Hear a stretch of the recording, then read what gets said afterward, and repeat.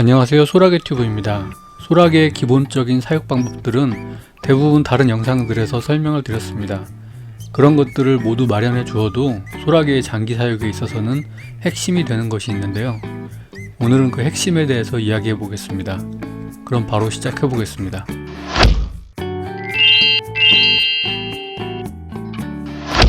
네, 결론부터 말씀을 드리자면 장기 사육의 핵심이 되는 것은 바로 접근성입니다. 소라게에게 가장 좋은 환경은 기본적인 환경을 마련해 준 뒤 방치를 해주는 것이 가장 좋은 환경이라고 설명을 드렸었는데요. 그래도 사육을 하다 보면 반드시 일정 주기마다 해줘야 하는 것들이 있습니다. 환수와 먹이급여, 그리고 정비입니다. 이런 것들을 하기 위해서 가장 중요한 것은 바로 접근성이라고 판단이 됩니다. 우리는 모두 소라게의 매력에만 집중을 하고 있고 급한 대로 이런저런 세팅도 해주었을 것입니다. 그렇다 보니 사육자의 편의성에 대해서는 고민을 해보게 되는 타이밍을 놓치는 경우가 많은 것 같습니다. 예를 들어서 사육장에 뚜껑을 제작했는데 뚜껑이 열고 닫는 게 불편한 경우가 발생될 수 있고요. 사육장의 위치가 높은 곳에 있어서 정비를 할 때마다 사다리나 의자를 타고 올라가야 하는 경우도 있습니다. 바닥재는 모래인데 물그릇을 깊게 파묻고 사용을 하다 보니 환수할 때마다 모래가 온 바닥에 쏟아질 수도 있고요. 생각보다 빠르게 다가오는 바닥재 교체 시기도 한몫을 합니다.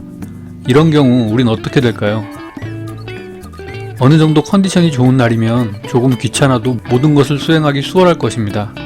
하지만 컨디션이 좋지 않거나 아픈 날에는 어떻게 될까요? 다음 날로 미루게 될 것입니다. 그런데 소라게가 먹이를 들고 도망가서 안쪽 어딘가에 버려놓고 그 먹이가 썩고 있는 경우도 있습니다. 이럴 때 하루 이틀 정도는 괜찮을 수 있겠지만 그게 지속돼서 다 썩게 되면 심각한 상황이 발생될 수 있습니다. 그 음식의 썩은 냄새가 소라게 사육장의 내부 공기를 오염시킬 텐데요. 소라게는 아가미를 통해 공기 중에 습도를 들이마시고 내쉬기 때문에 충분히 영향이 발생될 수 있습니다. 따라서 우리는 정비가 필요할 때, 환수가 필요할 때, 먹이를 줘야 할 때마다 접근성이 높아야 바로바로 실행에 옮길 수 있는 것 같습니다.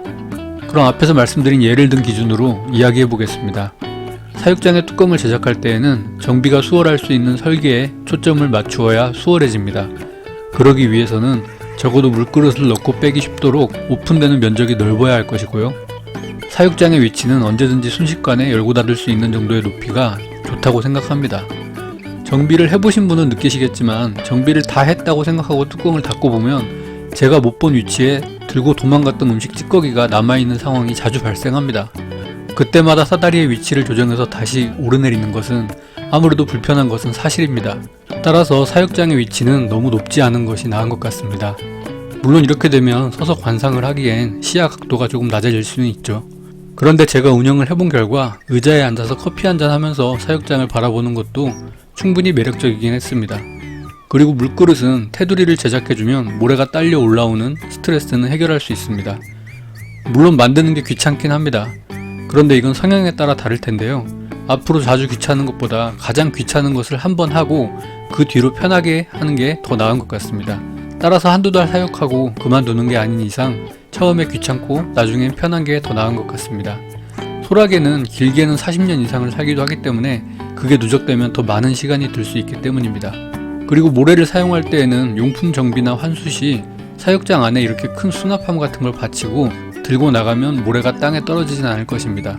그래서 이런 접근성에 대해 최대한 고민을 해보시고 처음에 편하게 모든 걸 갖춰주시는 게 나중에 훨씬 더 편한 사육이 가능해질 수 있습니다. 중간에 여행이라도 가야 한다면 난감한 경우도 생깁니다. 그 기간 동안 소라게 밥도 줘야 할 것이고 기간이 길어지면 물도 못 갈아줄 테니까요.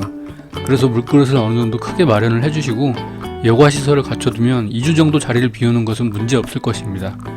바닥재 교체가 귀찮은 문제를 해결하기 위해 황토와 모래를 섞어서 사용 중인데요. 덕분에 응애 문제까지 덤으로 해결이 되었고 소라게들에게도 가장 자연과 밀접한 환경이 되기도 했습니다.